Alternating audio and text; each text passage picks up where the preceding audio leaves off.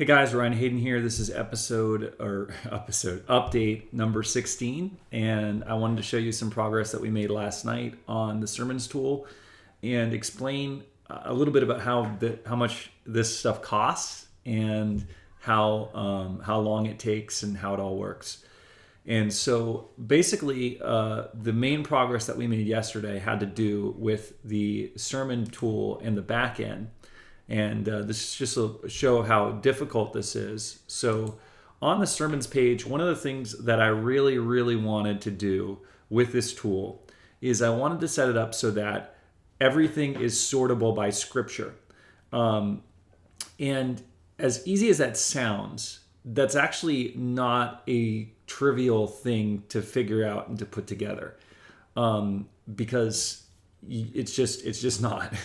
And so as we've started to put the sermon page together, we've noticed a couple things like the date. There's no date field on the back end. Like, oops. So we're going to have to put that back in and change these to date fields.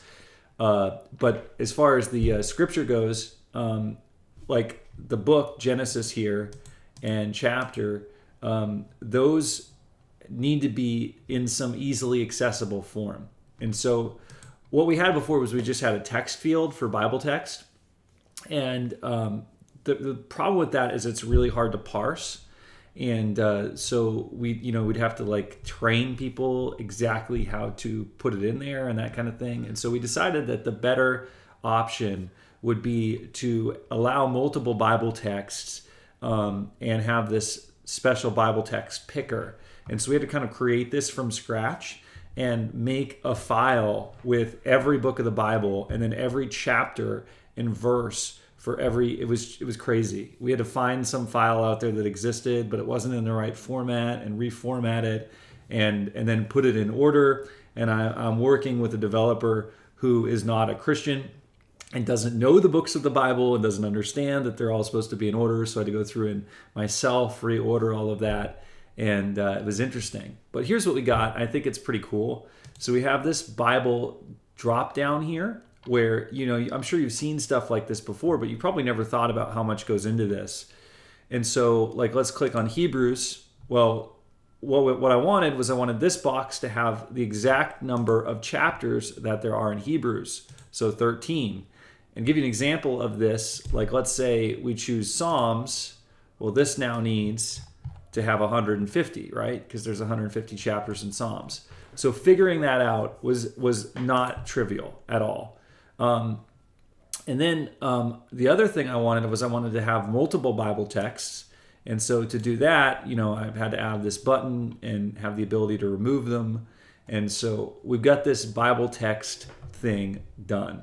Now, just to give you an idea of how much it costs just to change this from a text box to make this section here, this is me paying my employees what I pay my employees. Okay, this is not like what I would charge a company to do this. This would be like my cost as the business owner. It cost probably about $120 just to make that change, and about a day's work. And so just to get an idea of how long this stuff takes and how much money it takes to put, you can imagine how much money it takes to put all of this stuff together. It's crazy. So, and we're not, there's still changes that need to be made here. So the good news is we also fixed a bunch of bugs. So there was a bug with this module here and a bug with this module here. And we got those fixed, and we've added some other things to the sermons. And we've just about got the foundation done so we can start doing this really high-powered filtering on the front end, on the part that people actually consume. So I'm super excited about that. All right, one other thing I wanted to show you was we are working. I told you yesterday about the process, how we go from prototype to design to markup and then to development. And right now we are marking up and designing the planner tool.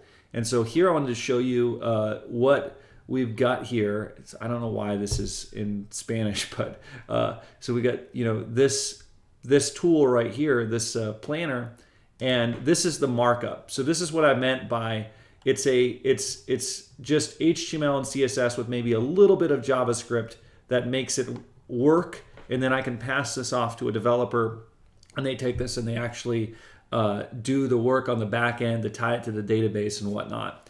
So here is this module, and this is what it'll be. You'll just click one of these, and this isn't working because that's kind of a database thing, but you'll click one of these and it will change this center box here, and then you'll click this little plus button to add it to over here, and over here you'll be rearranging these tools to get your order of service. And so I had shown you this before, and I think this is kind of cool, but what the problem was, this didn't work at all on a phone size screen before. And so what we've done yesterday is on the markup, we fixed this so that this now works on a phone size screen. And I think it's kind of clever how this works. You know, if you look at this, okay, you have 3 columns here on a desktop, and we want to see all 3 columns, okay?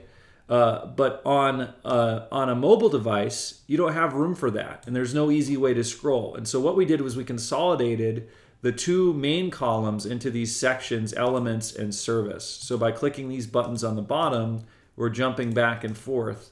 And then on the elements, how do we get that 3rd column is through this drop down here. So when you click this, you can choose one of these, and it's going to change this options here so that you can pick things and put them into service. So I think that's pretty cool. I'm excited about the progress that's happening. One thing I noticed, like, there's no way to get back to the list view here, because normally this whole thing wouldn't take up the whole page, but so I need to put a little X up here or something so that we can close this box and go back to the list view.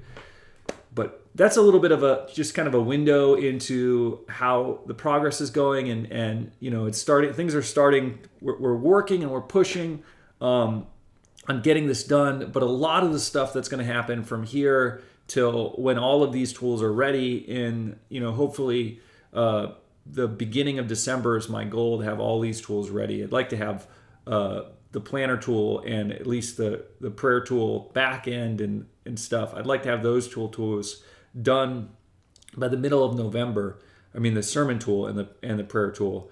The planner tool, I think, is going to be sometime around December, early December, when that's done.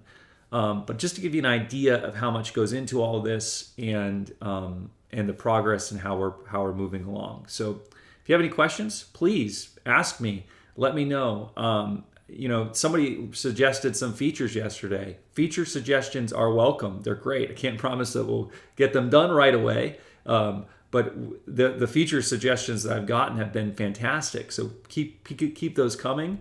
You know, if you have any questions about how all this works, then please let me know. Thanks.